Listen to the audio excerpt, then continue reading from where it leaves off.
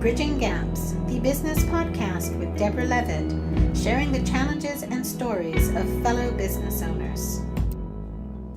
Hello, this week's guest is Amanda C. Watts. Amanda is a #1 authority on A-grade client attraction strategies for accountants and CPAs. She's the founder of the British Accounting Marketing Awards, a best-selling author and speaker. Amanda, how are you? I'm really well. Thanks for having me on the podcast. I'm super excited. I'm very excited to have you here and really looking forward to hearing about your journey to where you are, your latest book, and really just getting to know you a bit better. So, Amanda, I know that you work with mainly accountancy firms at the moment, and you've just released a book. And it'd be great if you could just tell us a little bit about, where you are now with your career and what's happening. Yeah, absolutely. So I run an agency called TwentyTwo Agency, and it specializes in helping accounting practices inject a marketing engine into their business that drives practice growth. And we have niched with accountants because my dad's a tax technician. And one thing that him and I were talking about a couple of years ago was how the accounting profession's changing and how this injection of technology really is now starting to affect them. It was predicted 10 years ago it was going to affect them, but actually this year and in the past couple of years, we've seen a huge approach in cloud technology. And it means that where an accountant used to be in control of the relationship with their clients, they're no longer in control because we're actually believing that we're self-empowered and we don't need the profession anymore. They're very commoditized, prices driving down. So talking to my dad, he was like, Amanda, you are helping so many people with marketing. How can we get you to help the accountants? So I worked with a few of them, realized actually I really like them, and went, okay, I'm going to specialize in helping accountants and really enable them to get through this stage, which is brand new to them, a little bit scary, a little overwhelming, and they really don't like marketing very much. They think it's a little bit like snake oil and they're a little bit wary of it. So with my personality, I'm like, right, I'm coming in, I'm shaking up the industry. So it's working, it's great. I'm loving it. It's hard work. It's trying to get my message through to them can be very hard work. Others are very, the pioneering accountants are the ones that are embracing it. But I love a challenge. Nobody likes to have an easy life. And do you find, because obviously we've got those perceptions of accountants, and I actually know a number of accountants who do not fit this stereotype at all, but it is kind of that staid, stick in the mud, very possibly boring, and I work with my numbers and that's what's important. Do you find that you're hitting those stereotypes and that they're the ones who are finding this most challenging? Or do you find that the stereotypes really are completely out of date now? Okay, so I would say on the surface, the stereotypes are definitely there. But when someone like me comes along and's like, hey, I'm not going to shake your hand, I'm going to give you a hug, it kind of shakes out that stereotypical way. And they go, okay, great. So I am a bit of Marmite for the industry. They either love me or they don't. But what I'm really finding is I know my dad is the funniest person I've ever met. I know he's got the best personality out there, but he doesn't look like that when he dresses up and goes to work and is a tax man, okay? So I know that all these accountants are no different from you and I. They are hilarious. Do you know, some of the best accountants I work with, they do triathlons at weekends. They've got massive parties, a massive group of friends, and they are traveling the world and doing exciting things. So I think that, the way that we imagine, because I remember my dad used to carry a briefcase to work every single day. He looked like a tax man, but actually underneath it all, they're just the same as you and I. And I think it's really sad that they're put in a box. And I have so much fun making sure that they're taken out of that box and then they realize this is who they are, and actually they can relax around me. I'm making them laugh and enjoying the relationship with them because everything I do is about relationships. So making them laugh and enjoying that relationship with them. Yeah, no, they're not stereotypical. I think that we're quite mean, and I don't think that that's necessarily the truth anymore. So Well, it's not the 80s. yeah, and as I said, the people that I know don't fit that stereotype. They are very, relaxed and different. So it's interesting to hear that, as you say, when you get under the skin, and I think just the way the world of business is these days as well, a lot of that formality is slipping away, and it is becoming more about being yourself and relationships, and having a sense of humor, and being able to share that, rather than, oh no, it's professional, we're not allowed to smile. Yeah, but what I would say is, yes, the world is getting less formal. But one of the reasons why I chose to work with accountants is because you can take the girl out of corporate, but you can't take corporate out of the girl. And actually, I am quite formal. And although I'm very friendly, I like things to be done in a proper way. So, I like emails that are written a certain way. I like people being polite. I like to dress up and make sure that I look smart. When I stand at the front of the room and I'm wearing jeans, I still have in the back of my head, I'm wearing jeans and I'm giving a presentation. It just doesn't, I feel like I should be wearing a trousers or skirt. And I think that I am very corporate, and working with accountants enables me to still be corporate-y, because everybody says that, when you start a business, it's great because you can be a creative and you can relax. But actually, I personally don't believe that, wearing slovenly clothes and not dressing up properly and having this relaxed environment doesn't necessarily breed the best environment for excellence. So it fits well with me. The industry and the profession fits really well with me, because although I am super friendly and like those relationships, I still believe that one should be professional. Yes, and bringing that professionalism to Yeah, what you deliver is absolutely important. absolutely. And I know exactly what you mean about having emails that are written properly and that sort of thing. Because sometimes you get, what did I had? I had one recently, which was a cold selling one, and it said, "Dear Sir." And Oh, and you look at it and you just think, well, you just lost me. You probably had lost me anyway. But the reality is, I didn't read beyond "Dear Sir," yeah, because you clearly couldn't be bothered to even do any bit of checking. Oh, yeah, absolutely. So it's that kind of thing. And I think that the way I teach how to do marketing and the way I teach about business growth is very professional, when you get past the fact that I'm a little bit bubbly and I'm a little bit, a little bit friendly, but it's still there. The professionalism is still there. And I like to have my boxes ticked, and I like it all to be done in a certain way. and I think there's something about the consistency as well, by doing things in a certain way, especially when you're getting down to the work aspects of it. That's what makes you know that you've done it. So for example, for the podcasts, I I started off very informally, kind of thinking, oh, I'll just start a podcast. And Yeah. very quickly, within actually, I think that the first or second person who'd said yes, they would come on it, realized that actually I needed to have a process in place. And it took me a few goes to get it, but I do now go in. I've got a checklist of what I need to do for each person before the interview, after the interview, and that makes a difference between me having a mad panic at 7:30 on a Sunday evening, going, "Oh my God, is it ready to go out yet?"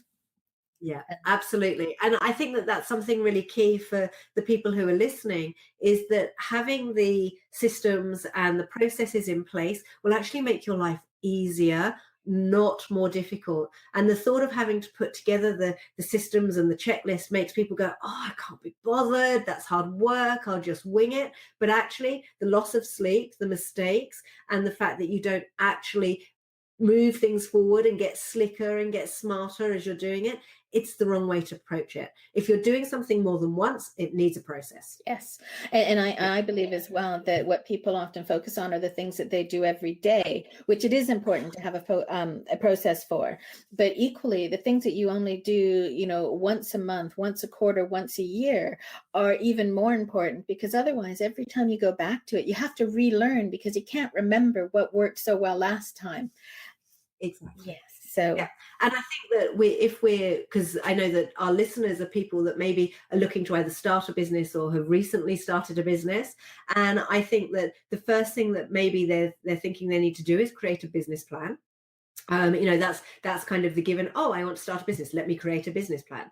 And whilst you and I probably know that's not the first thing that they need to do, that's what most people will go out and do. And what I would suggest is having just a one-page plan that they complete every 3 months, that enables them to see, what are their next 90-day goals, what are their next month things that they need to do to reach their 90-day goals, and what do they need to do this week to enable them to achieve what they want to achieve in the next month. And if they can just get a one-page sheet of paper with 90 days, 1 month, and this week's steps that they need to take, that's a process. And if they complete that every 90 days and they keep on top of what they need to do every single week, like get a post-it and put it out every single week of what they need to achieve, that's a great process to start with that will help them grow their business and move it forward very quickly. Well, and it makes you focus on the key things of what do I want to achieve in this time? Because what I see is a lot of people get very overwhelmed. They there's so much that everybody's telling them they need to do. They need to do a business plan. You have to have a website. You have to do marketing. You have to do this. And there's so much. I think you have this in your book about stop consuming. There's so many webinars. There's so much information out there, and you take it all on, and then you're now in a panic because you think, oh my God, I've got to do all of this stuff, and I can't. Whereas, as you said, having a very simple plan about what do I need to achieve and working towards that helps you to filter out all of that noise. Absolutely. And I think something that you say about stop consuming, if I can give your listeners one piece of advice, it would be find one person that resonates with them, that they can learn from, and just learn from that one person. Don't learn from 20 people, because if you learn from 20 people, you're going to have 20 different ideas, which means you're going to try and implement 20 different things. Find one person that you like the way they market, you like their voice, because you've got to listen to them if you're going to be learning from them. You like the way they write, you like their ideas, and master them. Don't master 20 people a little bit, master one person really, really deeply. And I think that if someone had told me that at the beginning, I wouldn't have spent all this time going to hundreds of webinars, learning from the latest thing that I see pop up in my LinkedIn or my Facebook timeline, and I would have saved myself years. So I would definitely recommend that. Definitely recommend that. That is excellent advice, because as you say, you can listen to so many, and not only are you trying to learn different things, quite often they're conflicting. Yeah. And so then you're hang on, so and so told me to do this, and the other person has told me to do this, and the third person is this, and then that just adds to the overwhelm and the pressure that we pile on ourselves. So absolutely agree with you 100% on that one. So Amanda, you had a corporate career before you moved out to start yourself. What were you doing when you were in corporate? So when I was in corporate, I was running exhibitions all over the world. So it was before children. I was in my 20s and I had a pretty nice life. Well, it looked like I had a pretty nice life. So I was traveling around. I was on planes. I was living in Brussels. I was over in the UK. I was going over to France. I was everywhere. And on the surface, it looked like a really glamorous job. I was organizing exhibitions. I was buying exhibitions for this company, and we were then buying them, improving them, and then selling them on. And what was really exciting was the beginning part, the looking for a new exhibition and, seeing the opportunities that are there. But then I would get really, really bored because I'm a bit of a starter, and, you have lots of, I'm not a completer finisher. I'm a starter. That's pretty much most entrepreneurs, really, because then they need to get someone else to finish the job because they've come up with the ideas. But the other thing as well, when I was in corporate, was that it was 20 years ago now, which is really scary when you think about it. But 20 years ago, we still had this men-ruled corporate, and us women still had that glass ceiling. And I know that we still have a little bit of it now, but it was even worse then. And if I left at 11 o'clock at night, one of the guys who I would work with would turn around and go, "Thanks for popping in." because he was there even later than me, and there was a lot of pressure to be the first in and last out. And if you weren't the first in and last out, you were seen as not committed to your job. I was working on commission based as well. So, if I wasn't there, I wasn't earning the money. Now I earn very good money in corporate, but when I talk about in my book Escape, I talk about escaping the rat race and starting a business. I didn't have that opportunity. Entrepreneurialism wasn't the done thing then. Nobody really thought about starting their own business. So I went and had children. I was like, okay, well, how do I escape this life that is making me unhappy? I feel very burnt out. I feel under pressure. I was 27 years old and felt like I'd done an entire, life of corporate. So I found myself a husband and had babies. But the problem is that's a temporary escape. And unfortunately, because it was all part of the escape, I wasn't happy in my marriage, so ended up getting divorced. And I was a single mum. And I had two options: go back to corporate, I had three options: go back to corporate, stay on housing benefit, because I ended up on housing benefit, or start my own business. Now, fortunately, 10 years ago, starting your own business was starting to become the done thing. So I went, fine, I'll start my own business. But it wasn't very easy. I made a lot of mistakes. So that's how I went from stressed out corporate to starting my own business. It wasn't a smooth transition, I tell you that much. And how did you find that transition? Because it must have been really difficult to go from being so successful to, so in your corporate, as you said, you were doing really well, really successful, to then being on housing benefit, to have gone through that transition and then making a decision to start your own business, which in itself it is not an easy thing to do. It's not, flick a switch and now I'm a successful businesswoman. Nice as it would be. Exactly. So how did you manage that challenge? Did you find that there were things that you did to support you, I guess, almost emotionally and mentally to help you through that dip? Yeah, I think that as people, I think that we need to understand that inside some of us is it's deeply ingrained that we can overcome adversity. Inside some of us, naturally, we're blessed. So I've had not a particularly easy life. I've always been very spontaneous, so I've always made my life difficult. Spontaneous lives are you have a lot more failures than people who live it in the safe world. And I would say that one of the reasons why I found being spontaneous easy, and one of the reasons why I've probably tried more things than the average person, is because of the safety net that I have with my family and my friends. And I think because of this safety net, I always knew that if I failed, I would still be loved and I would still be okay. And I would always have someone that I can turn to. And that enabled me to make decisions, probably not as deeply as I should. I gave it a go. I winged it. I tried it. I jumped. I didn't really look before I jumped. I just leaped. And I think that coupled, so I think that ingrained inside you is an entrepreneur already, for some people. And if you've got a support network, that enables you to have the success as well, or to try new things. Some people will be listening to this and go, well, that's not me. What am I going to do? And I would say it can be learned. Okay. And you can find a family. So don't be scared. So you can learn how to have that entrepreneurial spirit. So you can learn from books, you can learn from mentors, you can learn from coaches. If you think and you believe that you want something enough, you will overcome. So any big enough any big enough why, you will find the how to overcome it. Okay. Then when we talk about, I was very lucky that I had the family and friends, you can find a network of people that will support you.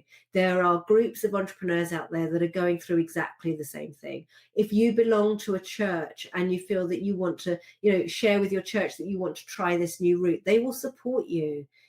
Find people out there that can support you. As you and I know, but both have been mentored by Daniel Priestley, and he talks very much about environment dictates performance. So make sure you're surrounding yourself by the right people. So for me, I think naturally I'm blessed because I had that in place anyway, my personality and my family and friends. But for those who don't have that, you can learn. and just surround yourself with the right people, and you will get through it. Some people aren't cut out for it. So if you feel that, it's not going to work, there is nothing wrong with going back to corporate. There is nothing wrong with working in the corporate world. Everybody makes starting a business look like this holy grail and that you should be doing it. Actually, there's something quite nice having 4 weeks holidays paid and not having to work 7 days a week, 25 million hours a day. Okay. So, it isn't always an easy option. Actually, it's never an easy option to start your own business. Exactly. So I think that answered your question. Yes, it does. Yes, and it's something that has come up fairly consistently with other people as well. Is having that network of people around, whether it was already in existence or whether they've put it in place. And a lot of people I know have also found that while the family and friends gave them the safety net and the support in terms of, knowing that they were there for them, what they didn't necessarily have was the understanding. And Yeah. and that you sometimes end up with people either going, why don't you just go and get another job? Or, you're bound to fail. Why are you giving up? And that finding other entrepreneurs who understand and are going through that or have been through it makes a really big difference in the support as well, because they know where you're coming from. And it's been important for me. It's been important for a number of people that I've interviewed. I think it's really sad, and I've lost two very good friends on my entrepreneurial journey.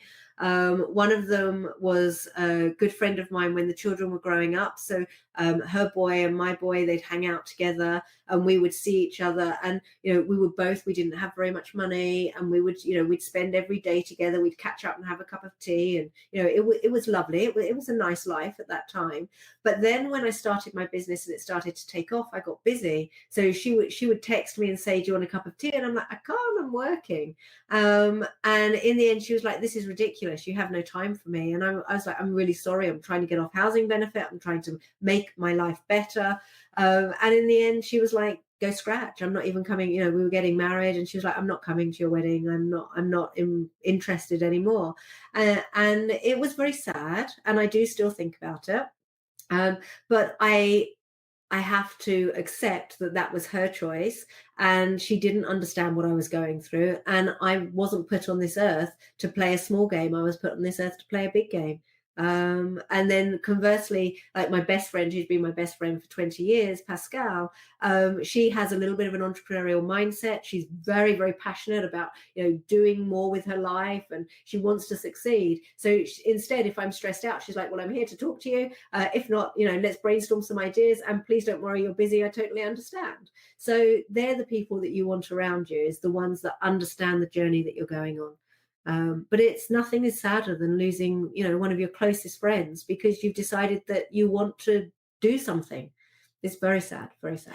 And it is true that people, as you say, they come from different places and they don't necessarily understand where it is that you're trying to go to, and they can't always be there and support you through it. And there's something that I've heard a long time ago, and I see it occasionally as well, that some people come in your lives to stay, and some people come in your life to just, they're there for a reason, for a particular point in time, and then they go. And I think it's embracing that, even when it's sad that you see them go, but going, well, okay, well, actually they were there for a reason. They've helped me, or I've helped them, and now we move forward. But it doesn't take away that, I guess, that gap for a while that they've left, and that feeling and caring that you had for them.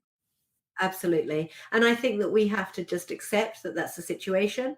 We can't look back. We have to look forward. As entrepreneurs, we constantly have to look forward because we fail quite a lot if we look back.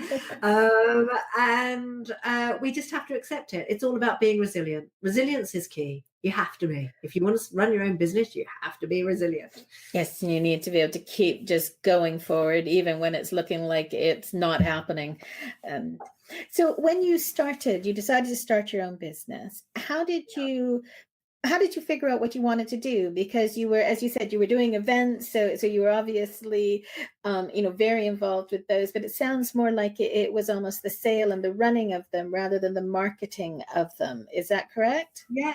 When I started my business, I didn't know really what to do. I knew I loved marketing, but I didn't know modern marketing. So as I launched my business. It was 2000 and end of 2008, beginning of 2009, which was 9 years ago. That's really scary. So when I launched the business, I saw that marketing was changing. It was where we were having a lot of digital newsletters. Social media had just come in, but I didn't know anything about it.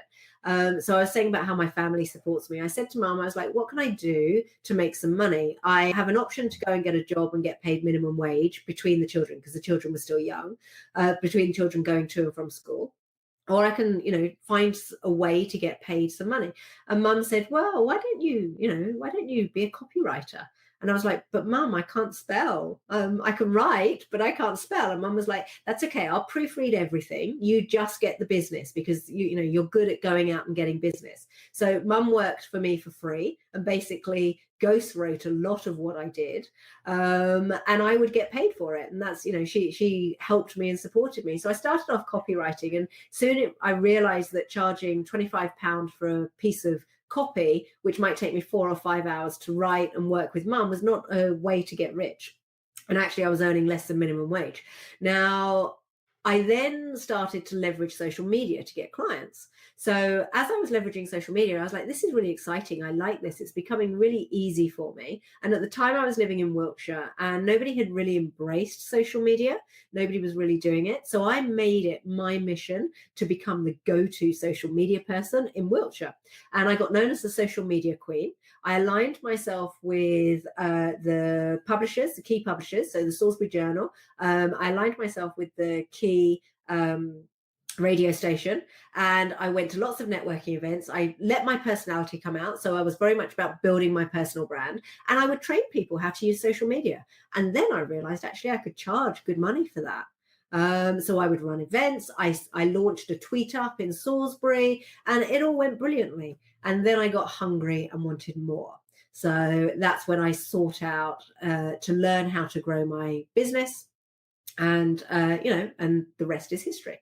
So how did you approach that learning more and taking that next step? So you're now doing some copywriting, you're helping people to do their marketing and teaching them.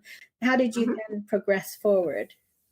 So everything in life happens for a reason. So I love social media. I'm on LinkedIn, and I knew that to get more copywriting clients, I needed to reach out to someone who had a list of clients that I could maybe do some work for.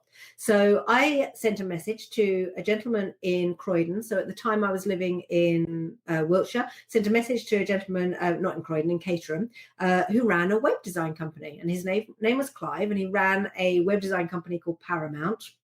And I sent him a message, and I was like, are you looking for a copywriter for your clients to write web copy? And he was like, oh, your time is very fortuitous. Come up and have a meeting. So I got in the car. I traveled an hour and 20 minutes, had a meeting with him. And whilst I was meeting with him, he brought out a book. And the book was called Key Person of Influence. And I said to him, that's interesting. He said, yes, I've just started a program called Key Person of Influence. And I was like, oh, I would like to do that. And then I found out the price of it. And I'm like, I'm still on housing benefit. How am I going to afford this? So I had a meeting with Andrew, who I know has been on your podcast, Andrew Priestley. I had a Skype meeting with him, and he told me about it and told me that I could pay for it monthly over the course of it. And I just went, and I told you I was spontaneous. I went, oh, yeah, I might be on housing benefit. I'm just going to go for it. I'm just going to invest all my money. It will be fine. I'll make money. So I did the course, and I learned a lot. There was a lot that I got from the program that other people don't get from the program, because I'm naturally that way inclined with marketing. So everything that I learned, I ran with and had it took me 7 months, and I had a massive uplift in my business and managed to get off housing benefit in 7 months. So some of that was Key Person of Influence, but I know some of it also was the fact that I am really quick to take action. I take massive action, and my personality. So I launched into a new niche, which was helping the restaurant trade with marketing. But the problem is, when you work with restaurateurs, it doesn't matter how many clients you get through the doors. If their service is rubbish, and if their food is rubbish, and they have a bad reputation, you're not going to be able to market their business. So I was working with an industry where my livelihood relied on how well their business was functioning in-house, and it didn't work. So I very quickly had to change my niche. And that's when I started working with coaches and consultants and health and wellness practitioners, and working with them probably as they started their business. And that was like my journey. And then until I started working with the accountants, that's pretty much where I sat. And I just learned, like, every day. Like this morning, I'm drying my hair, I'm getting ready, I'm putting my makeup on, and I'm listening to podcasts. I'm learning new stuff every day. I spend maybe 2 hours a day learning about my market, learning about marketing, learning how to get better at it. So I think that has a big impact on the success of my business too. So it's the continual focus on, I guess, improving your skills and building your skills and understanding what the people are that you're working with are looking for, or may not know they're looking for, but you can see that they're lacking. Would that be correct? Yeah, absolutely. And I think that if we talk about mastery, so 10,000 hours of mastery, I've definitely got 10,000 hours of marketing mastery. But the problem with technology is that it's technology and it changes all the time. Now, you've got the thing, you've got to be on Facebook, advertising on Facebook. You need an ebook. You need to be doing events. You need to be having meetings. You need to be doing pay-per-click. You need to be doing all these things. My mission is to continue to hone down on what people should be doing and get rid of all the stuff they shouldn't be doing. But it's also about describing how to do the right marketing in a way that resonates with them. So I'm learning from people how to make sure that I resonate. I love psychology. One of the reasons my son is doing an A-level in psychology is because I want to learn more about it. I'm like, yes, do psychology. I'll help you with that. I see it as a massive growth spurt for me over the next 2 years, because I'm going to do A-level psychology. So, it's that kind of thing. So that's what I mean by mindset. It's about, just knowing that you're not the best, because there is no best, and making sure that you do everything every day to become the best, and then you will succeed. And when you wrote the book Escape, Yep. and sorry, I'm just looking over at it, which is why you can see me glancing over, but you've called it being a freedompreneur, and Yes. and how people come to grow their business, and to take some of those marketing steps, some of that action that you've described. It is, I guess, what made you decide to write a book, and how did you approach it? It's something I think a lot of people think about, but Yeah. aren't, sure where to go or how to start.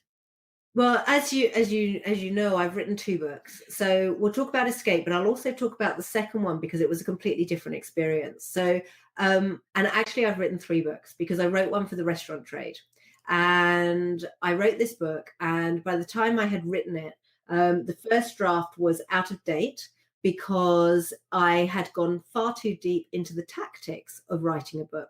So what I was doing was like, this is how you post on social media. This is the platform that you need to be on. This is what you need to be doing. And because I had become too technical, it was null and void by the time I'd finished writing it. I also wrote that book, maybe 2 hours a day I would dedicate to write the book. I would sit down and go, right, this is my writing book time. And I fell out of love with the book, because I felt that I really had to do this every single day. And it's like, oh, this is exhausting. I really don't like it. So that was the first book. That was the restaurant marketing book. Scrapped it. I've still got it. It's still sat in a file. My husband loves the restaurant trade. So I'm like, take my book, do something with it, go for it, kind of thing. Whether he does, we'll see. So the second book is Escape. Escape was completely different. I wrote that book when it felt right. Okay. So I had been working with people, helping them escape their day job, start their business. I'd been doing it for 3 years. And only when I had a methodology I knew worked, only when I had my own language and wasn't regurgitating other people's, and only when I really wanted to write, did I sit down and write the book. Okay. So at the end of it, I had a book that at the time I was very pleased with. Now I'm not so pleased with it.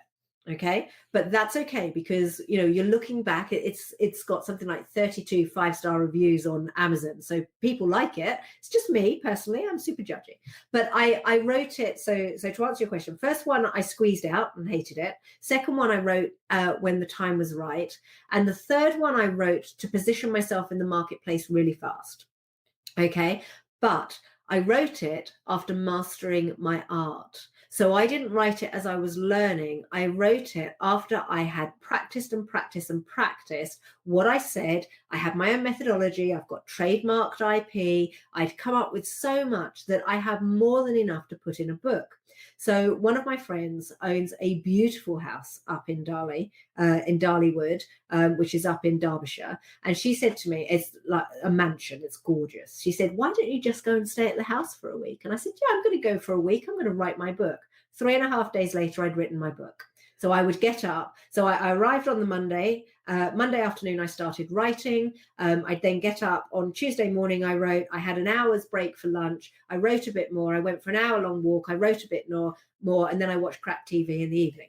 Then I got up the next day, and then I finished it. So 3.5 days later, I had written 28,000 words, typing out. Just dejunking everything with my methodology. So in a week, I had a book. I gave it to a copy editor, which cost me about £1,000 to copy edit it. I've got my designer designed my front cover. She's the same designer that designed the first one. So she designed that, which was absolutely wonderful. And then I would say, so I wrote it in January and it was out. I got it out in April, didn't I? So I had a big gap before I went back and had a look at it. But it took me probably about a week and a half to write from start to finish. Which is amazing. And I guess that does just show the difference it makes if you really know what you're going to say, able to just get it down, and it's just there in your head without you having to go and research or look other things up. So that one is called the Pioneering Practice. And is that aimed at accountants? I'm sorry, I'm assuming from the word practice, but. Absolutely. So it's specifically for accountants. But actually my brother-in-law's a plumber, and he's reading it at the moment. And he's like, I'm just taking out the word accountant and putting in the word plumber, and it still works. Because actually there's no magic pills with marketing. It's you have to do certain things to get it to work. And there's no industry that is void of marketing. There's no industry that has this certain kind of methodology that no other industry has. But one thing that I teach is that you have to have a niche. Because otherwise, if you try and market to everyone, you resonate with no one. So this book was written for my accounting practice niche. Doesn't mean to say, because I also self-published, doesn't mean to say that actually I could go in, take the word accountant, copy and paste another word in, and then upload it with a new title, and it would be relevant for other industries. But I think that for your listeners, I think the most important thing is to see that the journey. So we're talking about making the leap and starting a business. 8 years in, I have 2 successful businesses because I've been on a journey and it took time. And I really would love them to understand that. Writing a book in 3.5 days is not easy. It's no way I could have done it back in 2009. It just wouldn't have happened. And it's that experience and that knowledge and everything that you've gained along the way, which has enabled you to be there. And I think that's the other thing is that time that it takes to be successful is sometimes really hard to see, because we do tend to, we see somebody and they just suddenly appear, and we tend to think, oh, well, they've done it really quickly. And some people have, but the reality is that for the most part, it does take time to establish. It takes time to figure out what your niche is. Yeah, absolutely. Yeah, and how to speak to people. And for a lot of people, I think it also takes time to accept that you do need a niche, because there's that feeling that actually, if I only focus on accountants, there's this whole world of plumbers and other people that I could be talking to, and I'm excluding them.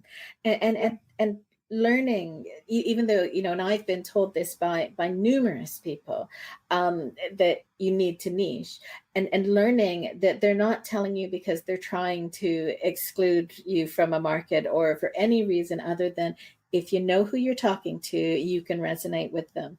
And absolutely. Yeah, and I know when I started, that was really difficult. And I see other people who are going, exactly, well, I don't want to eliminate. And it's you're not eliminating, you're focusing. Absolutely. I use a term called hunting niche. Okay. So a hunting niche is where you focus your marketing. So inside you that you can work with other people. I work with so many different kinds of people. I work with florists, I work with jewelers, I work with mortgage brokers, I work with people who are coaches and consultants, but all of my marketing and how I show up is for specifically accountants. And that is my hunting niche. Now, when people can get their head around that, you're not excluding everyone, you're just hunting with your marketing, you're just writing marketing for that specific market, it makes it so much easier. And you can have a hunting niche for 3 months, you can have a hunting niche for 3 years, you can have it for 30 years. It doesn't matter. But if you go in going, this is just focusing my marketing, that makes it much, much easier, because then you can still work with other people if that's what you would like to do. And as you say, it gives you that feeling that I'm not excluding. It's just, this is who I'm targeting at the moment. And you didn't, as you said, you didn't even start off with accountants. You discovered that through the conversation with your father and realizing how much the restaurant business was out of your control, and you couldn't necessarily make sure that they were successful. You have to fail. And when I decided to go from focusing solely on startups and going to accountants, I knew that my personality, one of the reasons why I was drawn to startups is because I'm a quick starter. So I love helping people start a business. But the thing is I needed to be able to part with my experience after you've had a business established for a while, because I've now had a business established for a while. So where I teach the startups to get to their first 100K, I had so much more left to give. So I felt that my hands were tied. But there's no way I could have worked with accountants at the beginning of my journey because I hadn't experienced it. And I do believe that you have to experience it. In my industry, anyway, not everybody's industry, but I can't teach marketing unless I know how to market something and get the money from a bigger practice. Do you know what I mean? Does that make sense? Yeah, absolutely. And it's, in theory, I could teach marketing. So I'm not saying that I can, but if you looked at the practicality, I know how to go into Facebook and put a post on, I know how to do an ad, I know how to put a tweet out, but it's not the mechanics that you're teaching. It's the how do you target the right people? It's all of those other aspects, isn't it? Yes, that's right. And I didn't know that when I first started. I started with copywriting, went to social media, and then grew and learned and grew and learned and grew and learned. And I've spent a lot of time with Daniel Priestley and learning from Daniel. And that's where I say, find that one person. And then once I not necessarily outgrown Daniel, because there's still a lot that you can learn from him, but I then went on to another gentleman called Taki Moore, who I absolutely love. He's an Australian. He taught me how to be more strategic. So he taught me how to teach in boxes. He taught me how to teach what I knew.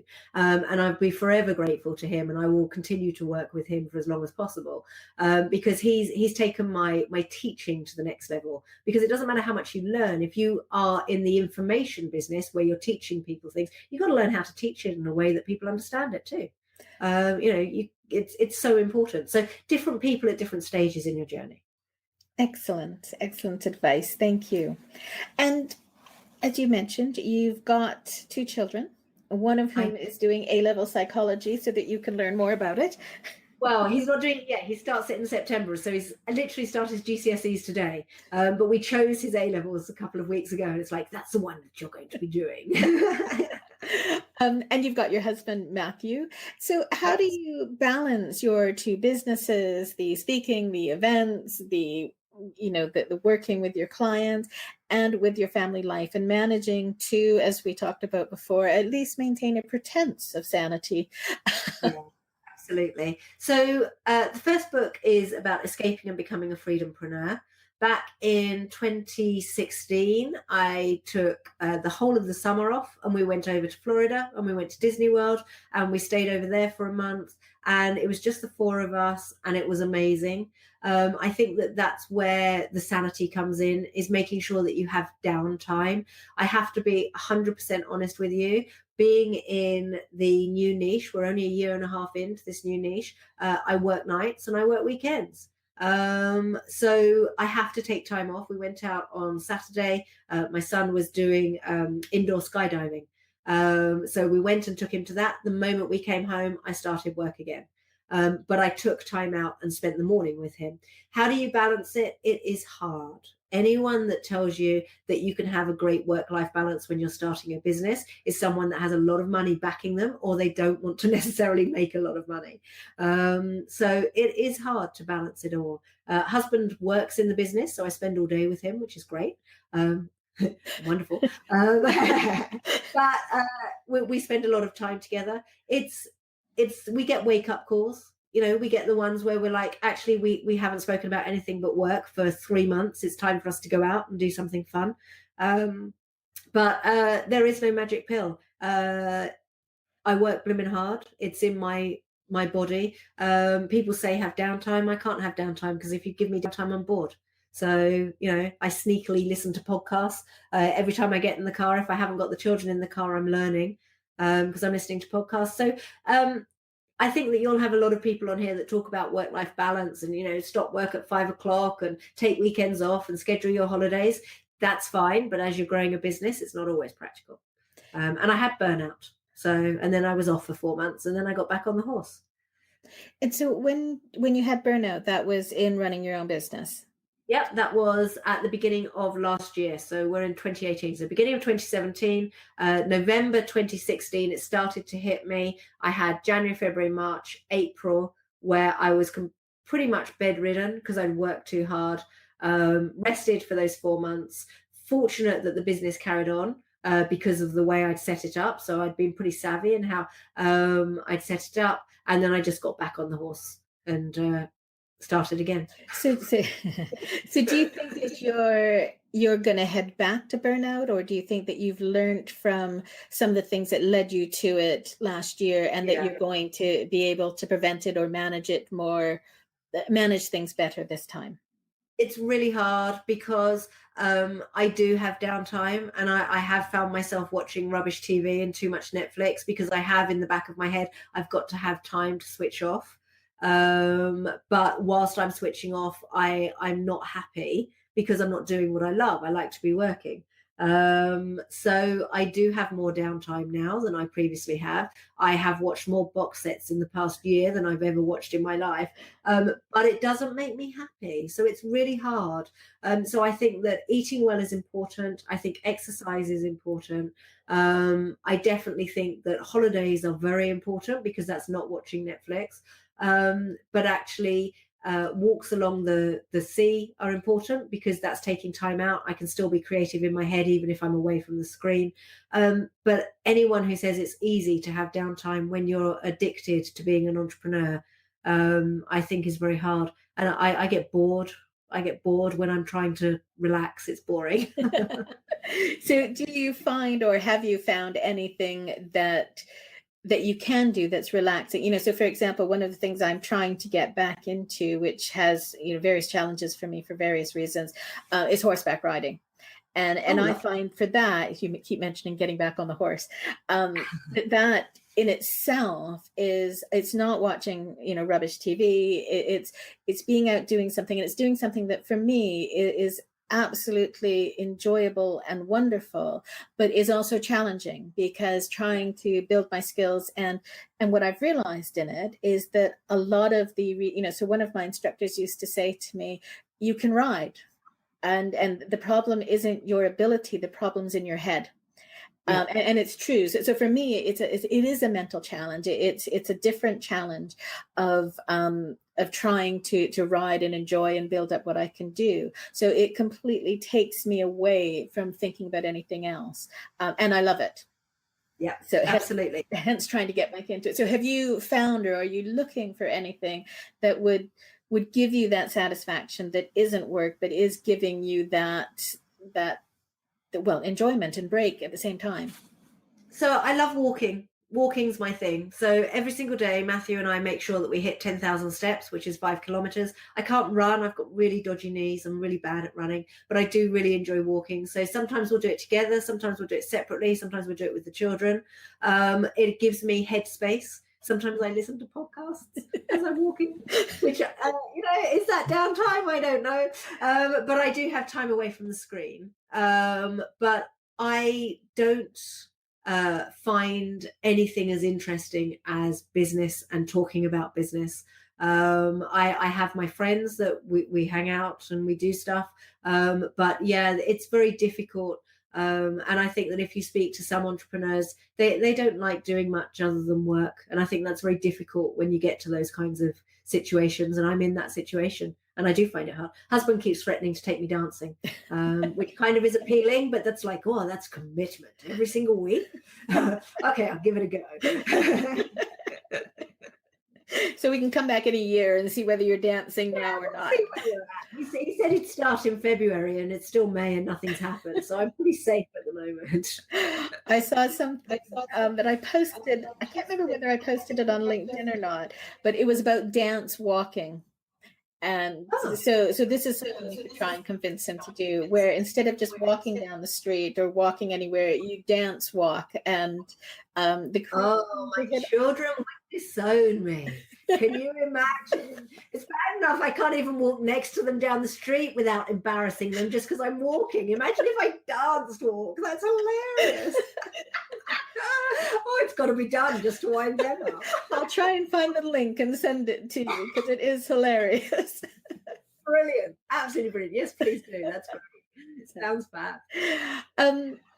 So just, I guess, in general, just before we wrap up, you've given some great tips to people already and, been very open about the challenges and things that you've faced. But are there any final things that you'd like to say to the listeners? Yeah, I think that the biggest thing is if you want to escape your day job and you want to start your own business, you need two really strong whys to keep you motivated. One why is a personal why. So that personal why for me is, why do I do what I do? Well, I want my children to have nice holidays. I want them to be able to wear nice trainers and have nice clothes and have amazing opportunities. So I get out of bed every day to make my business work so that I can buy my daughter an iPhone for her birthday, that kind of thing. Okay. So that's my personal why. But then we have a bigger why, and that's your global why. What is the impact that you want to make on the world? Why do you want to start this business? And if you've got both of those whys, so the big one, which is the global, and then the personal one, no matter what you come across, one of those will work to keep you moving forward. And I think that the biggest mistake is most people only have one why, and you need both of them, because there will become times when, you go, oh, I'll just get a job. That will still enable her to have the phone. So that's not a big enough why for you, and you have to go, yes, but then I'm not making the impact, I'm not sharing my gift. So that then motivates you. So I definitely believe in the two why ways to motivate you. If you haven't got big whys, you will fail. There's no two ways about it, because it's blimmin' hard. I'm 9 years in, and some days I still feel like I'm pushing water up a hill. No matter how successful you are, you still have problems. They're different problems, but the problems actually get bigger. When I was on housing benefit, it was much easier to grow my business than it is now, because it's my money I'm playing with, not the government's. Okay, so yeah, just understand it's hard and tap into those two whys. Thank you very much. And it's the first time I've come across the two whys, so really interesting to hear about that. I've heard a lot about people knowing your why, and it's something that I've written about as well. But having the two, and as you say, knowing that some days one is going to be what drives you, and other days the other one is really, really helpful. So yeah, it's one thing I realized when I was failing, I wasn't thinking big enough. I was thinking only about my personal why. So tapping into my big why. I don't know anyone else that talks about the two whys. That's my one. So it's welcome to it and spread it around. It really does make a difference. Thank you very much, Amanda. It's been really lovely talking to you, and I really appreciate you taking the time out to be here today. Thank you for having me. I was talking to Amanda C. Watts, #1 authority on A-grade client attraction strategies for accountants and CPAs, founder of the British Accounting Marketing Awards, best-selling author, and speaker. Her website is 22.agency. If you are considering running your own podcast but aren't sure if it is right for you, why don't you check out my new course, So You Think You Want Your Own Podcast, by visiting startyourownpodcast.bridginggaps.uk. You'll find all contact details for both Amanda and I in the show notes. Next week's guest is Richard Woods, award-winning entrepreneur, BBC's Apprentice finalist, and best-selling author. You've been listening to Debra Levitt on Bridging Gaps, the Business Podcast.